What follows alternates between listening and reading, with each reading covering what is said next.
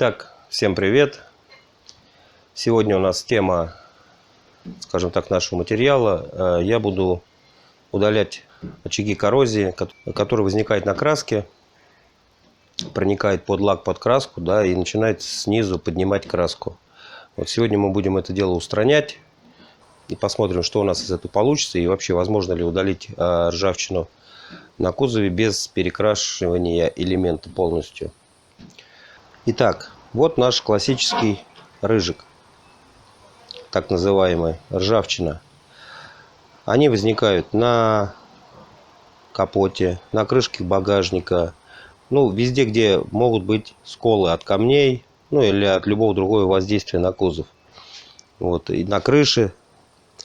Значит, мы берем скальпель, либо нож острый, либо стамеску. Канцелярский нож не подойдет, так как у него лезвие гнется. И начинаем обрабатывать. То есть мы начинаем счищать рыхлую ржавчину. Нам надо это все поднять.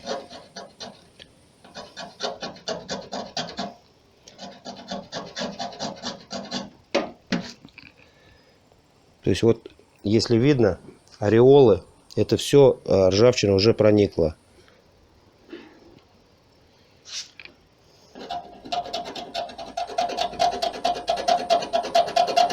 Все это аккуратно зачищаем до грунта, зачищаем лак.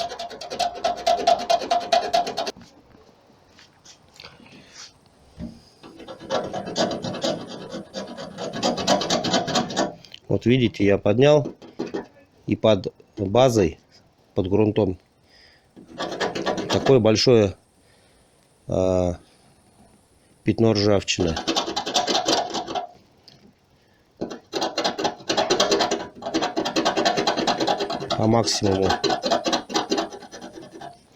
По максимуму зачищаем еще вот здесь.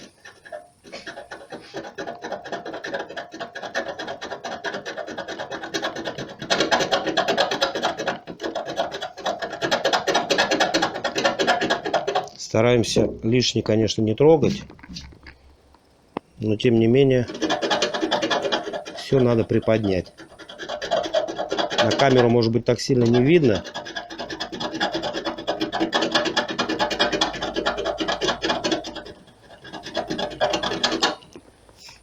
Я потом поближе поднесу. Вот еще следы. Вот они, видно, проявились. То есть это надо все дело нам расчистить, как говорят маляры.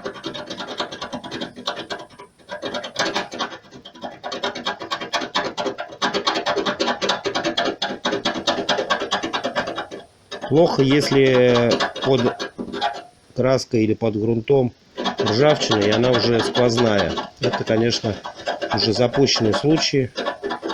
Исправить это, конечно, можно, но лучше до этого не доводить. Нужно сразу обрабатывать.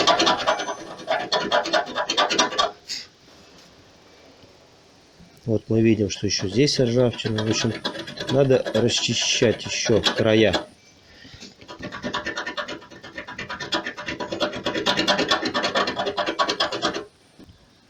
Ну, вроде все рыхлое я счистил. Сейчас вот еще края. Ну, потом еще шкуркой это все обработаем. Края надо будет сгладить.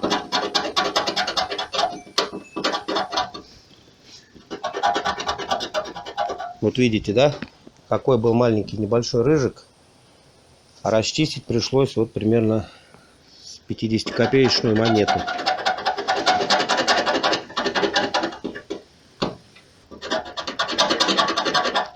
Ну, видно, вот основной очаг коррозии у нас был вот здесь. Дальше уже все, я думаю, нет смысла расчищать. Это просто забилось. Это мы сейчас все удалим. Вот что у нас. Вот что у нас получилось. То есть видно, в центре это основной очаг коррозии. Чуть-чуть по краям я расчистил. Вот теперь берем шкурку и начинаем все это дело смягчать края. Так, далее берем маленький кусочек вот такой. На это пятнышко стараемся. Все это шкурка. Я беру сначала 800-ю. И начинаем аккуратненько это все дело сглаживать края.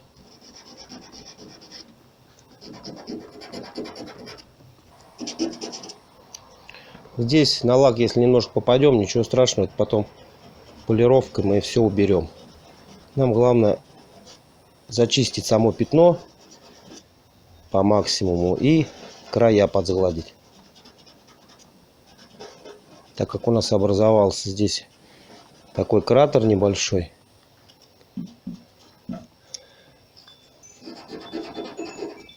Так, ну что, она вот гладкие края стали. Теперь обезжириваем.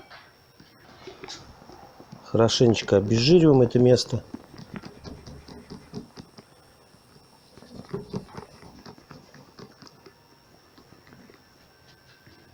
Ну и далее наносим преобразователь ржавчины с цинком. У меня вот в таком маленьком тюбике. Ну и наносим на нашу пятнышко. Для лака она абсолютно не вредная, поэтому ничего страшного, если на лак попадем. Ну все, теперь ждем. Ждем, как в инструкции написано, 30 минут. Итак, 5 минут прошло. Наносим второй слой. Как видите, пятно, где было большое количество ржавчины, побелело. Наносим, не вытирая ничего. Наносим, как написано в инструкции, еще разочек. И ждем опять полчаса. Итак, ребят, полчаса у нас прошло. Вторые полчаса наш цинкарь сделал свое дело. Как видите, наше пятно побелело и вся ржавчина, то есть она нейтрализовалась. Дальше я беру вот такой баллончик, ну не баллончик, а флакончик с кисточкой. Это специально куплено для моей краски, это цвет космос на приоре. Дальше начинаем закрашивать наше пятно. Важно, после того, как обработали цинкарем, не надо ничем протирать, не надо обезжиривать, а именно наносим краску непосредственно на этот уже оцинкованный, можно сказать, слой. Берем аккуратненько первым слоем вот эти краешки. Вот нанесли первый слой, максимально его разровняли. Вот эти вот пятнышки надо тоже закрасить, чтобы они нам в глаза не бросались. Это я нечаянно скальпелем полосанул. Все, теперь ждем, когда высохнет. Я думаю, первый слой подсох, наносим второй слой. Уболтали.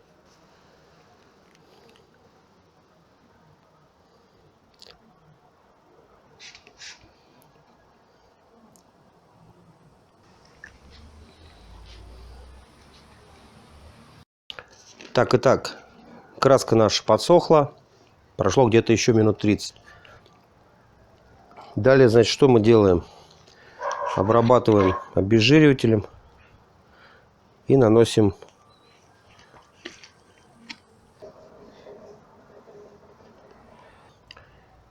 и я вот приобрел акриловый лак. Сболтали 2-3 минуты и начинаем наносить тоненьким слоем также.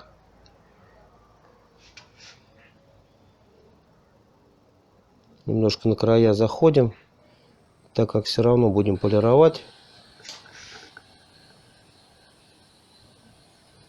Я это еще потом буду шкуркой, когда подсохнет. Все, нанесли лак, один слой. Вот так даже можно побольше немножко. Все, нанесли. Итак, первый слой лака у нас высох. Минут 20-30 прошло. Теперь наносим аккуратно второй слой. Но уже заполняем непосредственно нашу раковину, яму.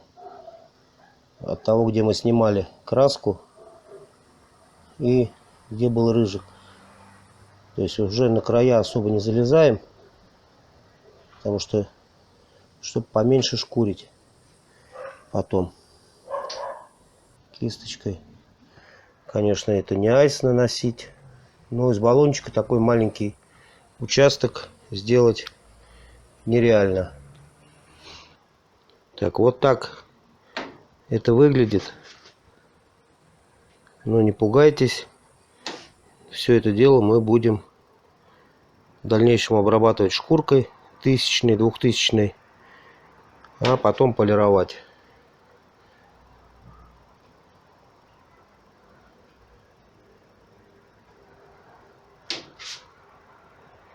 Но для этого нужно, чтобы лак у нас хорошо высох. Поэтому мы с вами ждем.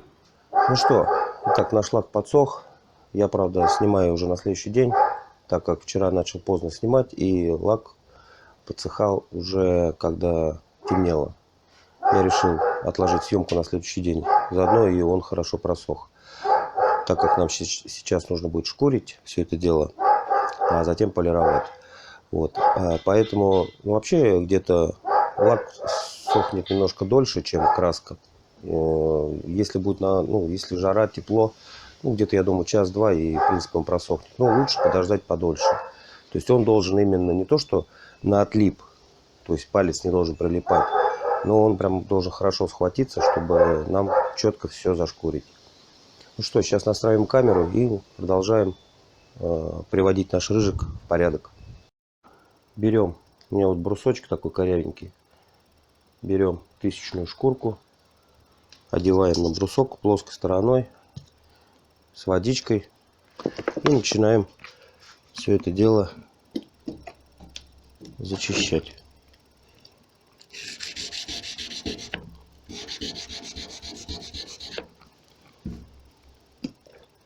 То есть стараемся спилить именно бугорки.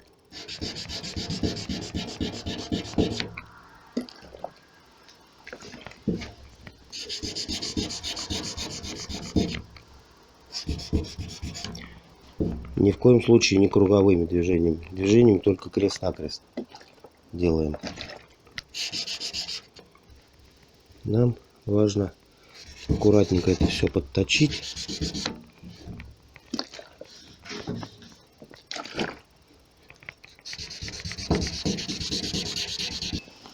Так, сейчас протрем насухо, посмотрим, что получается. Итак, как видим, у нас получилось матовое пятно. И вот этот ореол темный, это еще старый лак, то есть нам надо еще попилить. Но я уже беру 2000-ную шкурку, также с водичкой. Она более щадящая работает и заодно перебьет нашу крупную риску от 1000-ной шкурки.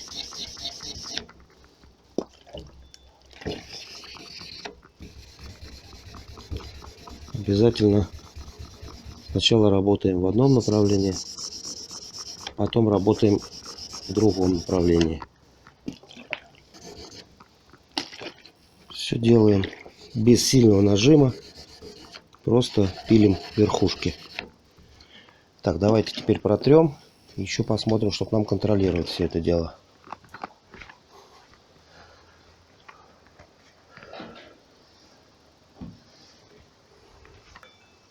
Ну и вот, как видим, у нас уже контур образовался. Граница, лак, который лежит внутри и который лежал на родном лаке, он подпилился. И я думаю, что и когда отполируем, точку будет эту заметно, но будет уже гораздо лучше и надежнее, чем было.